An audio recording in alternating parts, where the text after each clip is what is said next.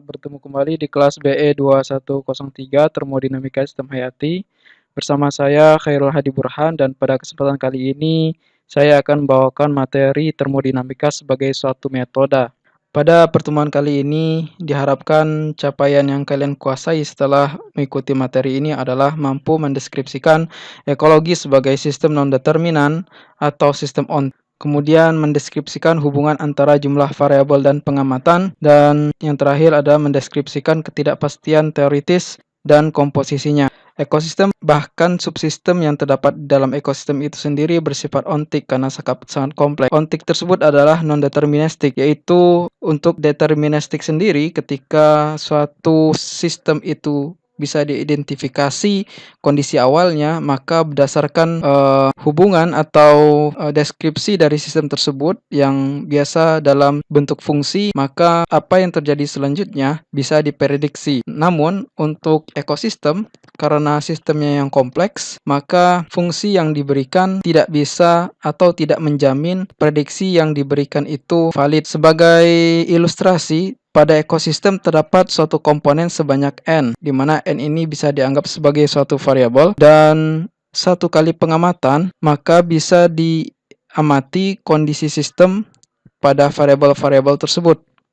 Variabel-variabel tersebut juga bisa dianggap sebagai dimensi N. Tidak diketahui kondisi awal sistem seperti nilai N pada kondisi tersebut, dan tidak diketahui struktur sistem, yaitu hubungan antar variabel, dan dari pengamatan yang dilakukan, diharapkan hubungan antar variabel tersebut bisa disimpulkan. Satu kali pengamatan tidak dapat memberikan info terkait dimensi dan struktur.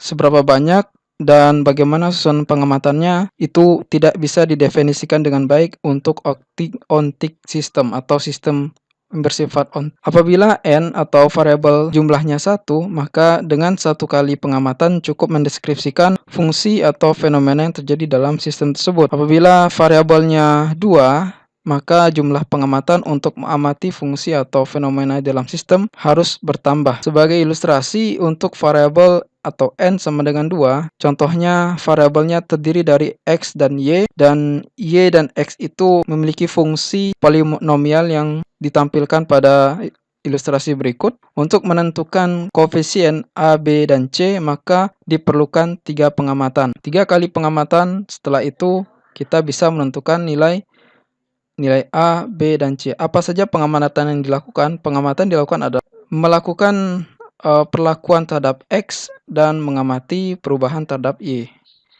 selama 3 kali untuk menentukan nilai A, B, dan C. Kemudian apabila kita menambahkan variabel ketiga Z sehingga fungsinya menjadi X, Y, dan Z pada persamaan tersebut N menjadi 3, maka di sini persamaannya hubungan itu menjadi sedikit lebih rumit, di mana konstanta A, B, dan C selain fungsi X dan Y juga merupakan fungsi Z, dan kita dituntut untuk mengidentifikasi fungsi dari masing-masing konstanta terhadap variabel tersebut, dan fungsinya adalah masing-masing koefisien A, B, dan C itu dapat terlihat sebagai berikut, yaitu sama-sama fungsi kuadrat. Dan untuk mengidentifikasi sub koefisien dari masing-masing A, B, dan C butuh 9 pengamatan.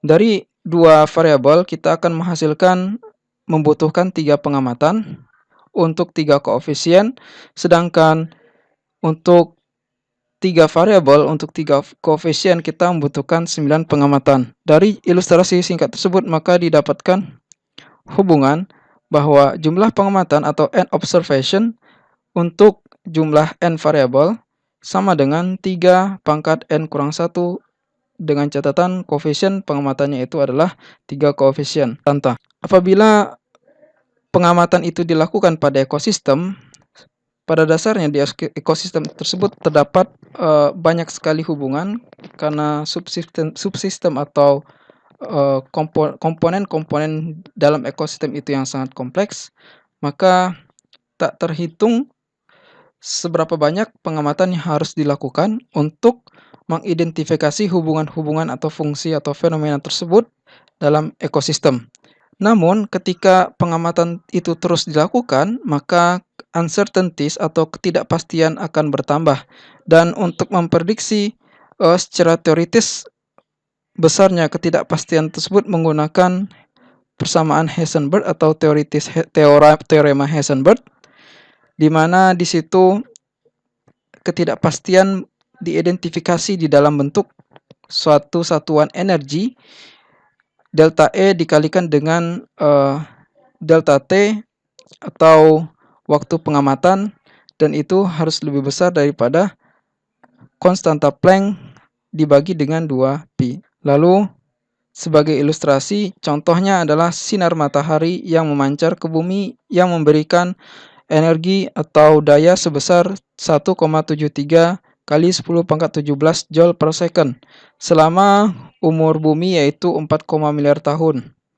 Maka total energi yang diperoleh bumi pada saat itu adalah 1,73 kali 10 pangkat 17 Joule per second dikalikan dengan second waktu dari 4, miliar tahun.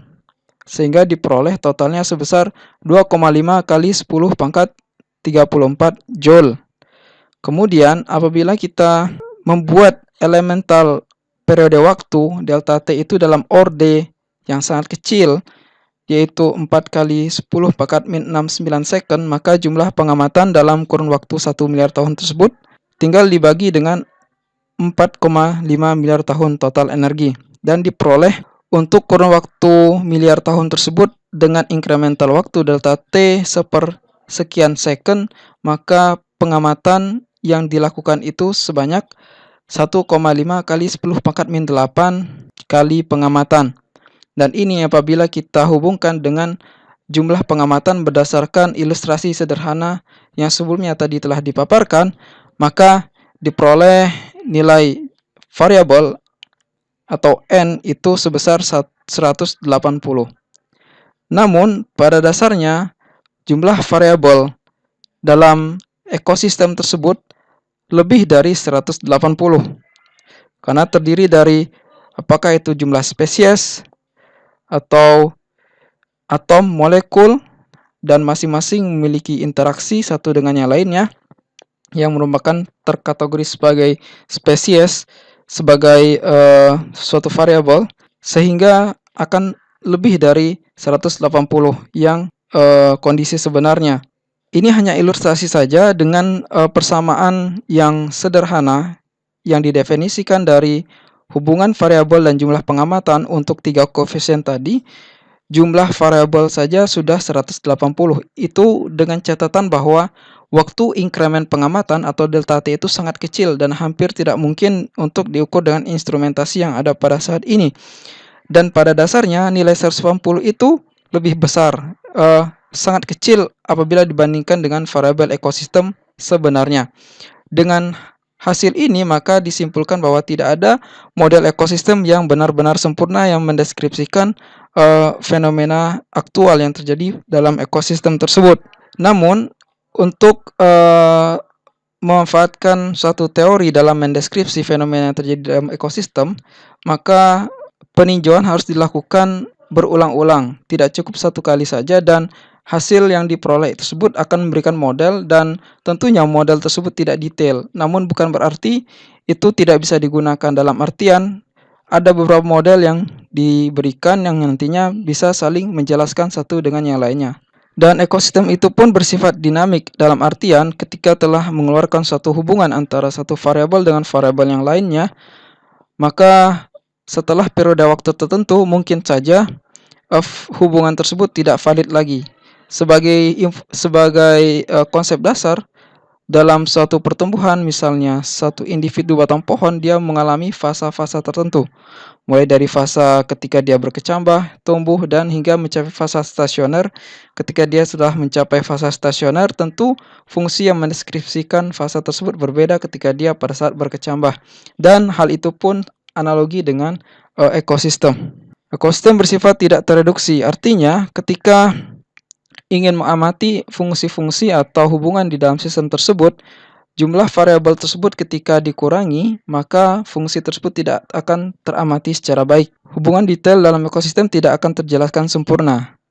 Namun, meskipun demikian, dengan model-model yang telah didefinisikan antar variabel tersebut, kita bisa melihat kecenderungan yang terjadi di dalam sistem. Interpretasi termodinamika pada teori ekosistem dengan menggunakan konsep dan eksergi. Teori ini memberikan cara untuk memprediksi reaksi ekosistem terhadap perlakuan-perlakuan yang diberikan.